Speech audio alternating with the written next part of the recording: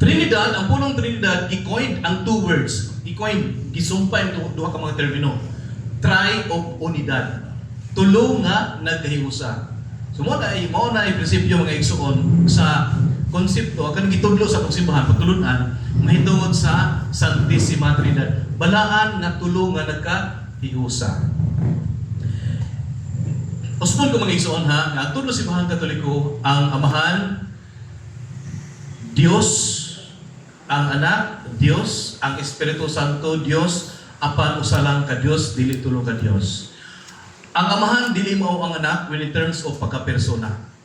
Ang Anak usab dili mao ang Espiritu Santo kung mag-iskot kag persona. O ang Espiritu Santo dili usab mao ang Amahan kung mag-iskot kag persona. So dili sila usa in terms of pagka-persona. Asa sila nimo usa? Diha sa pagka-Dios. Kung ito basahan ng igsuon ang opisyal na tudlo sa itong simbahan, matod pa sa Catechism ng Catholic Church, paragraph 253, sig naamoy si Cecilia, no? Paragraph 253, mo kinang katong babasa. The Trinity is one.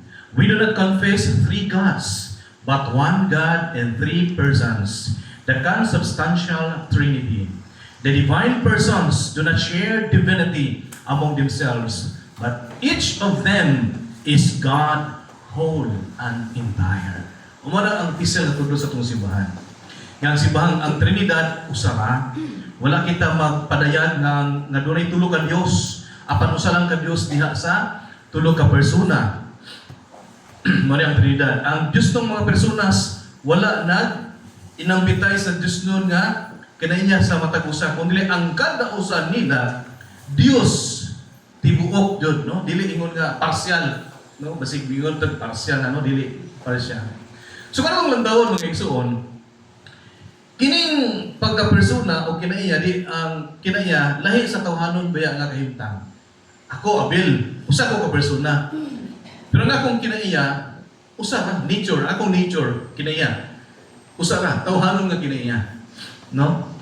Mo na gitawag og kuan pagka-persona o kinaiya.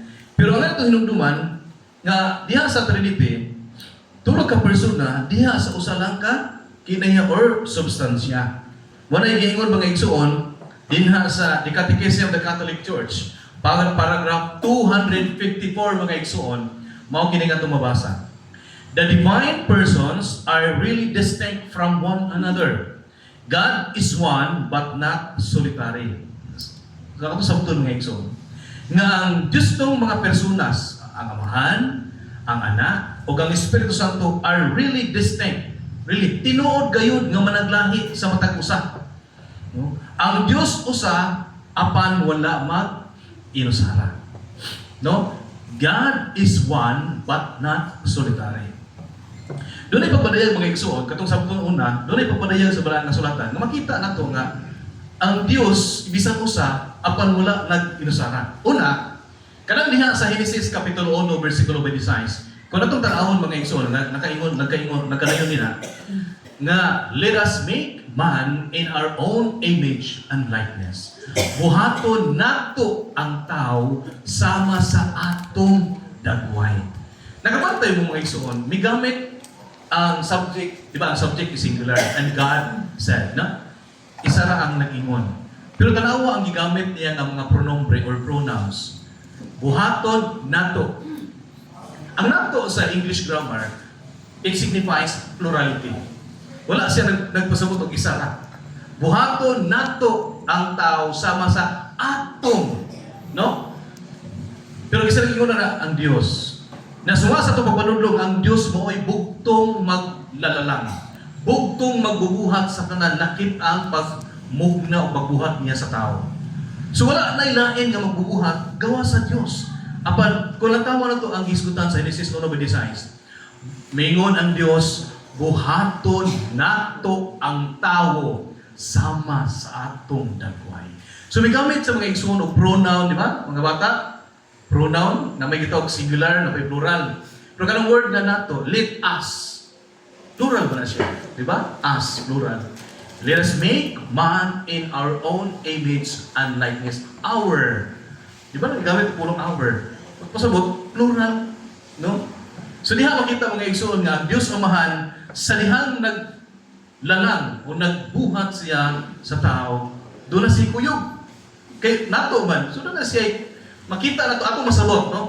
Uban sa pagsabot, no, actually dili man explicitly stated according to that verse, according to that text, but impliedly makasabot na doon na diyo'y co-creator ang Father na may nabuhat sa tao. Kuha ninyo? Based on the teachings halos tanan sa tibuok kalibutan nga walay laing creator sa tao o sa kabuhatan, only God. Pero atong masabot, suma sa mabasa sa Biblia, nga ang Diyos sa iyang pagpamulong, let us make man in our own image and likeness. Doon na ay kuyog ang Diyos sa pagka-co-creator. Nakuha ninyo? Laing passage mga igsoon. Dinhi sa Genesis Kapitulo 11, versikulo 7. Nga nagalayon, busa mga naog kita og libukon ta ang ilang pinulungan aron dili sila magkasinabtanay. So nagisgot usab gihapon kita. Mingon ang Dios, busa mga naog kita, ug sa mga version, busa mga naog kita og lahugayon ta sila aron sila dili magkasinabot.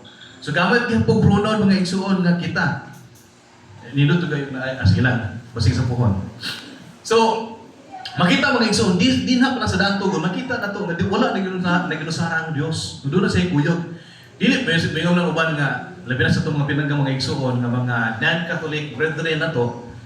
Ay bro, ang naikuyog ang Ginoo, mga angel to. Hinumduman na to ang angel, dili creator. So dili doon mahitabo nga angel to gignas Ginoo nga let us make man in our own image and likeness. Di ba? So dili doon mahitabo ang angel to. Kaya ang angel is just only creature po na nagibuhat sa Diyos. Sumalas mabasa sa Hebrewanon. So diyan mga igsoon, no? So kung makita na itong mga igsoon, nga bisan sa daang tugon, doon na yung pagpadayag. Wala na yung minusara ang Diyos Amahan. Doon na yung guyog. Pero wala ang giskutan, wala pag-ipadayag kung kinsa man na. Mao na diha sa bagong tugon, napadayag, nakita doon ang naha. No? O gisaksihan ka na mga igsoon sa mga tinunan sa atong Ginoo. Kung ano basahan mga pinangga, kining naa sa Mateo Kapitulo 3, versikulo 16 na 17, mo kanina itong mabasa. Sa pagkahuman gayon, ubunyag kang Hesus, mihawas siya sa tubig. Unya na abli ang langit, o nakita niya ang Espiritu sa Diyos, nga may unsa daw sa lampati, o mitugdon kaniya. O niya may tingog ikang sa langit, nga nagingon, kini mao ang pinangga kong anak, nga nakalipay kanako pag-ayo. So, maklaro mga igsoon dito nga doon ay gibunyagan. Yang gibunyagan nga kung Ginoong Hesus.